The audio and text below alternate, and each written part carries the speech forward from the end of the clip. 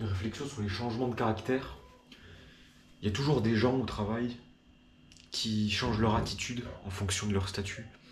Exemple typique d'une personne, on va dire technicien ou autre, qui, lorsqu'on lui accorde un pouvoir, qu'un supérieur lui autorise de faire une activité ou lui donne quelques pouvoirs, il va commencer à s'enorgueillir de ce pouvoir ainsi acquis et commencer à casser les couilles. Exemple d'une personne très sympa au début, cool, machin, calme, accompagné de quelqu'un qui l'aide. Et dès lors que cet aidant lui a dit qu'elle pouvait continuer seule et qu'elle a travaillé seule, elle a commencé à s'y croire un peu trop. Tu sais, j'ai ça, au moment où tu dis bonjour au début. Bonjour, bonjour, machin, salut, ça va, c'est toi qui es aujourd'hui avec moi? Oui, oui. Et après, ben, tu vois, et elle te répond de manière dédaigneuse, avec nonchalance. Euh, et ça, c'est pas agréable.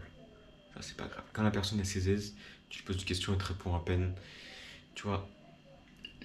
Et puis, tu as aussi le point toujours, trouver ce sur quoi se moquer. Ça, c'est vraiment le passe-temps des plus faibles. Quand les gens se font chier et que la routine s'installe. C'est ça aussi, juste un truc, c'est quand la routine s'installe, toujours les gens vont essayer de trouver tout de spécificité pour s'occuper, au lieu d'accepter la routine, aussi chiante soit-elle, et l'habitude, ils vont essayer de trouver toujours des petits trucs en plus à faire, à rajouter. Ah, si, ah, mais tu devrais faire ci, tu devrais faire ça plutôt comme ça. Mais ça fait depuis le début en fait que je fais pas ça comme ça. Des petits trucs, des petites merdouilles, des petites complexifications de l'esprit qui font qu'au final, ouais, toujours plus complexe, toujours plus chiant, parce qu'ils n'arrivent pas à s'en tenir sur des choses plus simples, toujours casser les couilles de plus en plus. Ça c'est une chose. Et puis aussi dans la lassitude apparaît la désignation d'un bouc émissaire pour passer le temps et pour rire, on va dire. Ça aussi c'est notre exemple.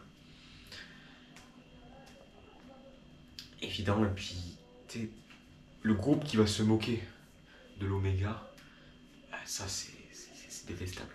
Et en fait, c'est ça, moi j'arrive pas à me moquer des gens, c'est pas quelque chose qui est dans mes, qui est dans mon sang, donc je prends pas parti. Je suis pas quelqu'un qui prend parti, par ailleurs.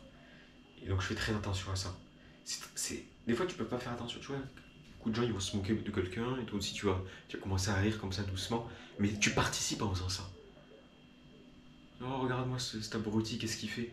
Et tout le monde rigole et toi tu rigoles. Tu prends parti. Non, non, non. Moi je rigole jamais à ce genre de choses. Parce que je suis jamais la chaîne. Je ne suis jamais la chaîne. Je ne la suis pas, je ne la suivrai jamais. Et je fais très attention à ce genre de choses, parce que c'est des petits détails, mais ça peut... Voilà.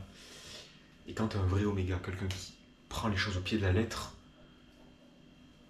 qui endure la douleur, tu sais que ça, c'est pas des choses qui doivent être alimentées.